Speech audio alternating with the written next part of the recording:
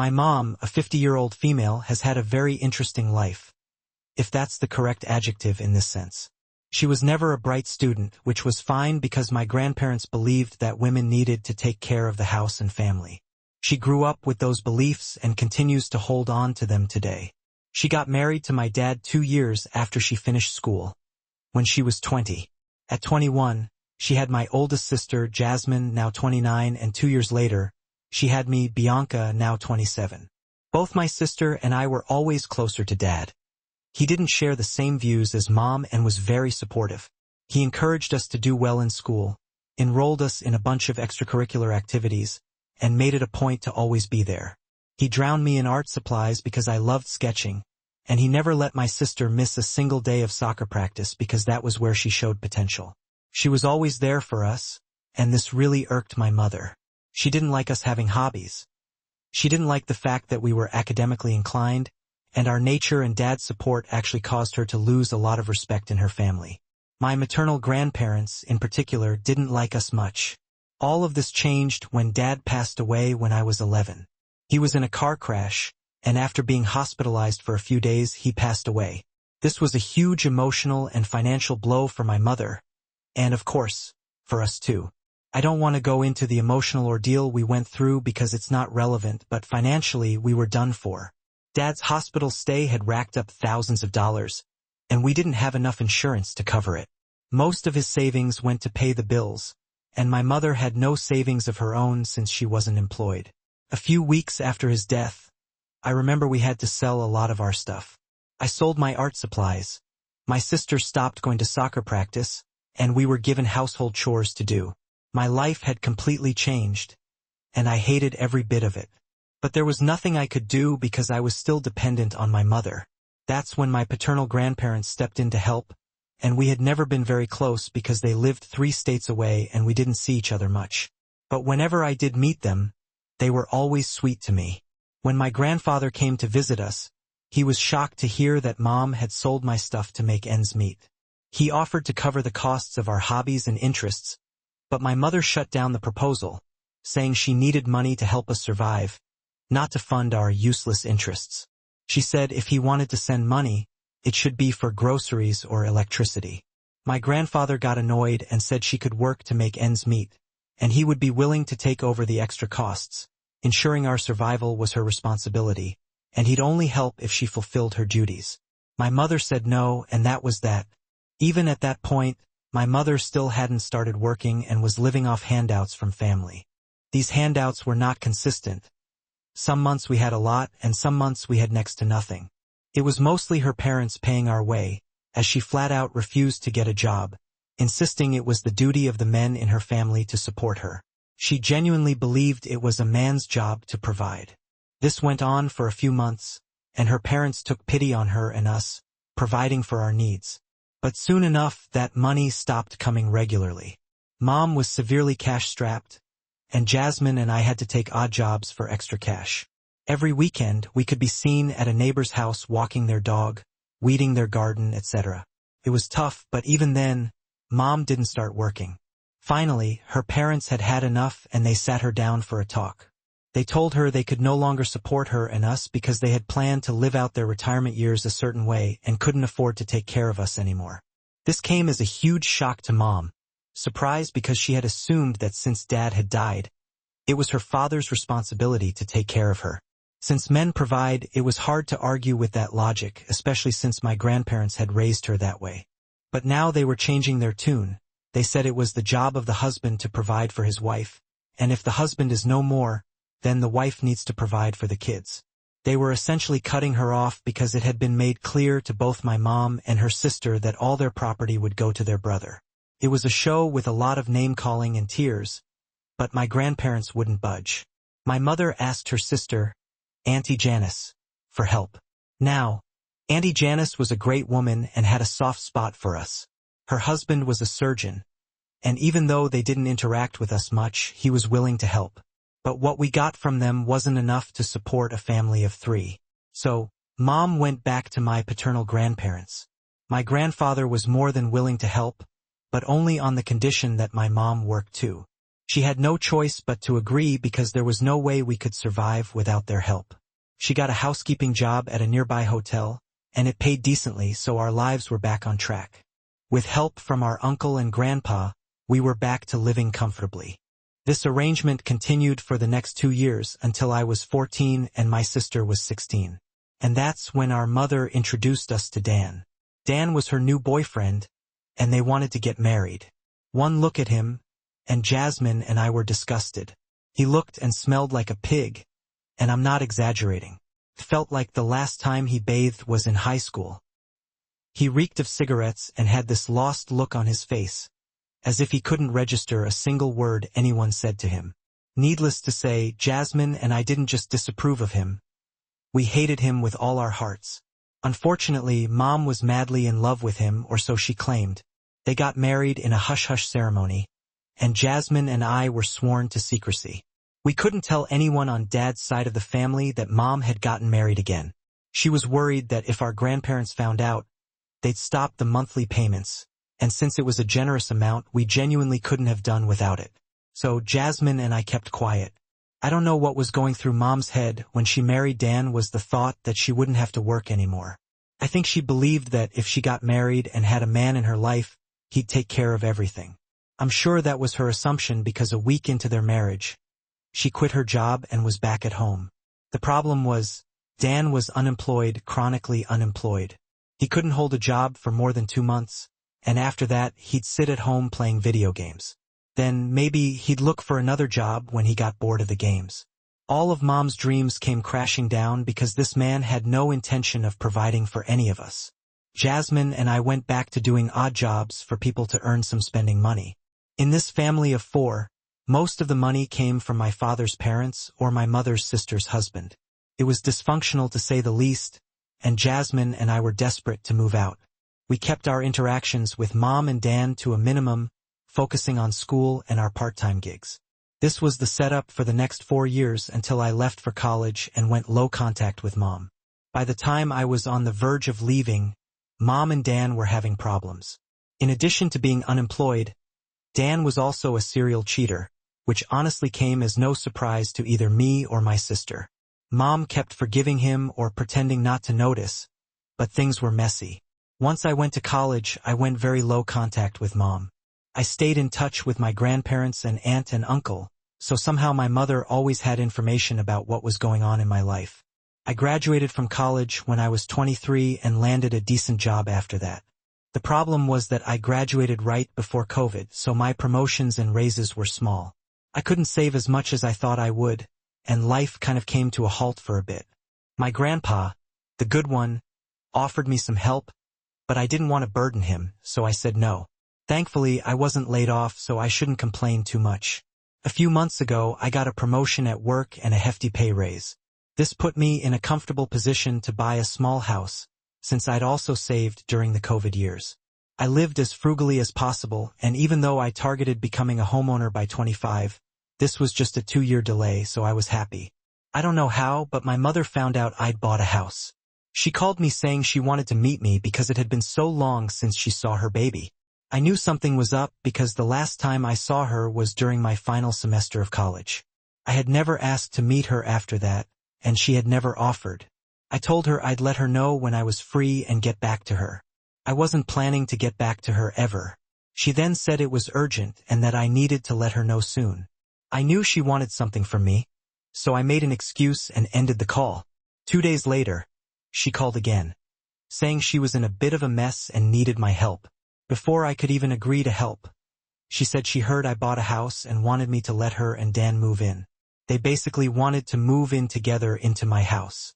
I couldn't help but laugh at her audacity. I told her I was surprised Dan was still around. I had hoped that she'd left him. I said I didn't have a house like she thought. It was a studio with a balcony, and there was no way the 3 of us could fit.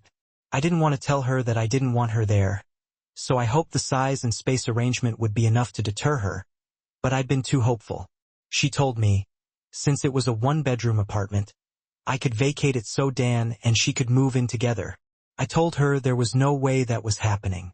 I hadn't worked so hard just to have someone else live in my house, plus I had a mortgage to pay. I told her I'd charge her the market rate for rent, and she lost it. She started screaming at me, saying she couldn't believe I would take rent from my own mother and that she hadn't raised her daughters to be such leeches. I told her I didn't have time for either her or her screaming, and if she wanted to beg for scraps, she could do it somewhere else. I hung up and blocked her. I called Jasmine to see if Mom had given her a similar call, but she said no. The last time they talked was a month ago, when Mom asked where she was living. Jasmine told her she had moved in with her boyfriend and that they were saving up for a house together. I couldn't understand why Mom needed a place to stay in the first place. She still had our dad's old house, the one we grew up in, where Dan had moved in with us. I had no idea why there was suddenly a need for her to move somewhere else. I called my paternal grandparents to ask about the house. That's when I got the full picture of what was really going on. So, the house we grew up in was in my grandfather's name. It was supposed to legally go to Dad when my grandparents passed away. The understanding was that my dad and his brother, our Uncle Liam, would each be given a house owned by my grandfather, so that they could live rent-free. This was to give them a good start in life and allow them to invest in properties for their children. Legally, the deed to our childhood home wasn't in my father's name but in my grandfather's. When Dad died, my grandmother was adamant that Grandpa should keep the house in his name so it could be given to Jasmine and me when we became adults. However, considering Mom was unemployed, Grandpa didn't want to create more trouble for her. I think he also felt bad for her, which is why, when she asked him to, he transferred ownership of the house to my mother. This was done with the understanding that when I turned 25 and Jasmine 27, the house would be given to us. I now believe this is why Mom told us to be careful and not mention that she had married Dan.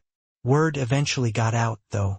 According to Grandpa, they found out she had remarried and were upset that she'd kept it from them. That's when they wanted to change the ownership of the house as soon as possible. They insisted that since Jasmine was an adult and I was almost one, they wanted to get the paperwork done to make sure Dan and Mom couldn't do anything with the house.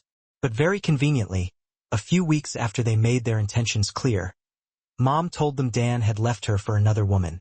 She was sobbing uncontrollably, which naturally made my grandparents not want to pursue the ownership issue anymore. Gradually, they forgot about it and it took a back seat. That was the last time they talked to her about the house, and their contact with her had been sporadic since. I told Grandpa that Mom had called me, saying she wanted to move into my house with Dan. If that was the case, what had happened to Dad's house? He said he tried to find out because he had no idea if she'd gotten back with Dan, or that she was planning to move. I have a bad feeling about this, and I'm sure it's going to erupt into more drama soon. Edit.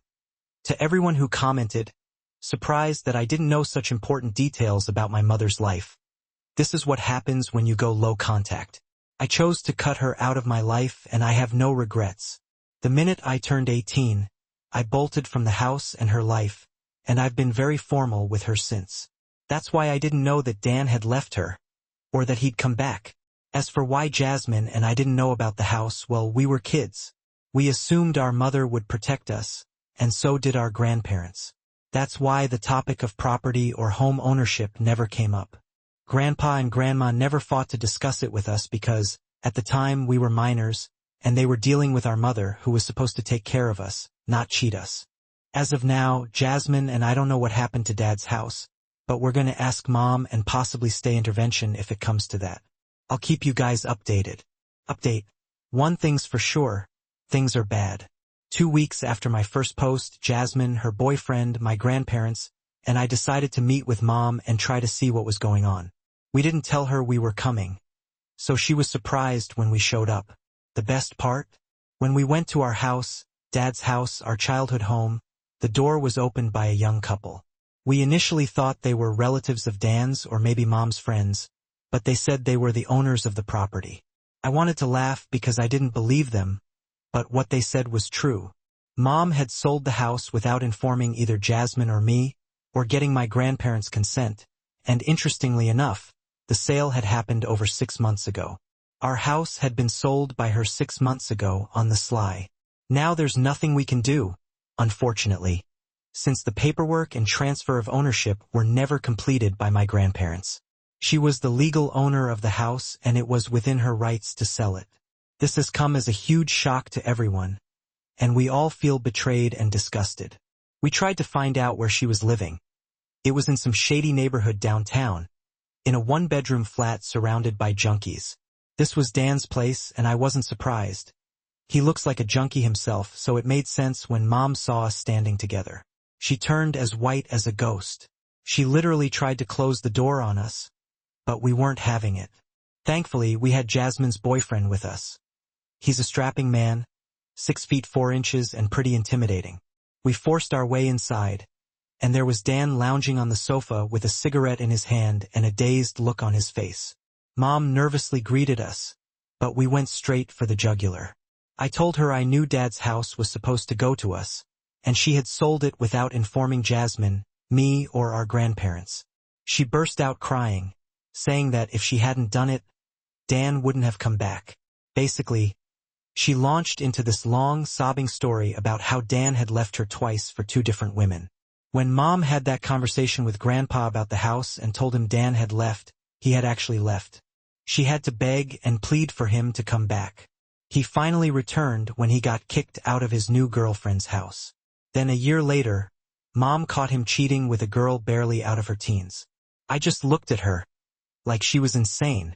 I asked why she hadn't left him when he was so problematic and wasn't helping her out in any way. She had no response to that, and I didn't have the patience to feel sorry for her. My grandmother was furious. She screamed at Mom, telling her she wasn't interested in hearing excuses for why she'd been such a colossal failure. All she cared about was the house that was supposed to go to Jasmine and me. Mom said she'd sold the house because Dan wanted to buy a boat. Now, this man knows nothing about boats. All I know is that he worked as a Coast Guard for a couple of months at a beach a few miles away, and that's when he decided he wanted a boat. He threatened to leave Mom again if she didn't help him buy one. So, my mother, the biggest genius on the planet, sold her house and used part of the money to buy this idiot a boat. The rest of the money, instead of saving, she gave to him. He spent all of it, every single dime. And when they had nothing left, he had to sell the boat and buy this condo they were living in. And guess what? They hate it. That's why Mom wanted to ask if I could let her and Dan stay with me after she finished her story. She admitted in defeat that she was sure I wouldn't let her live with me anymore. Before I could say anything, Jasmine tore into her, and boy, was she brutal. She listed all the ways Mom had failed us as a mother and failed Dad as a wife. She had robbed us of the one thing that would have kept us connected to our father, just to support her deadbeat husband who didn't care about her. She told Mom she was dead to her and she'd never expect to hear from her again. I couldn't say much because I was still in shock, but I agreed with Jasmine. There was nothing I wanted to do with my mother. Mom started sobbing, saying she didn't deserve to be treated like this. We told her she did. She had stolen from us, from our grandparents, and most importantly, she had robbed us of a connection with our childhood and our father. We weren't going to forgive her, ever. We left, and since then, she's tried calling us and our grandparents, but none of us are speaking to her. There's nothing we can do about the house. That money and property are gone for good. I'm considering saving up and buying it if it ever gets listed again because I don't want to lose that part of my childhood. But I know it's a far-fetched dream and not very practical. My grandparents are furious and heartbroken, but there's nothing they can do either. Grandpa keeps cursing himself for trusting her. And we keep telling him he couldn't have known she would do this. It's just a sad state of affairs, and we all feel helpless. Update 2. Dan left Mom again. I know it sounds cruel, but I love every bit of it. Apparently, she's been trying to get in touch with us using new numbers and whatnot, but neither Jasmine nor I have responded. She tried to involve Auntie Janice. I got a call from her last week asking me to talk to Mom. I told her not to get involved and spilled everything to her. She was horrified because she didn't know the house was supposed to go to us. She apologized for trying to take Mom's side and has since blocked her. Whatever little updates I got from Mom were through Auntie Janice, and she told me Dan had left her. Mom is now homeless with nowhere to go. Auntie Janice and her husband were initially willing to take her in, but after they learned what Mom did to us, they put their foot down and said no. Yesterday, I got an email from Mom. She basically said she was down and out, homeless, and had nowhere to go. She asked me to let her stay with me while she looked for a job. I know it's a lie. She's not going to look for a job, and if I take her in, she'll never leave.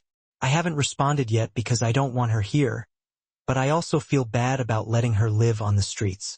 She genuinely has no one who would be willing to help her. I know she brought this on herself and she's the only one to blame, but I can't help feeling sorry for her. I hope I don't cave because I know if I do, she'll ruin my life. Update 3. I told Jasmine about Mom's email, and she said she got something similar, and she hadn't responded either. But she admitted that deep down she was tempted to help her. Jasmine told me she'd support my decision but advised me to think it through carefully, because we both know what it's like. If I let her in, she'll control and destroy whatever peace I have.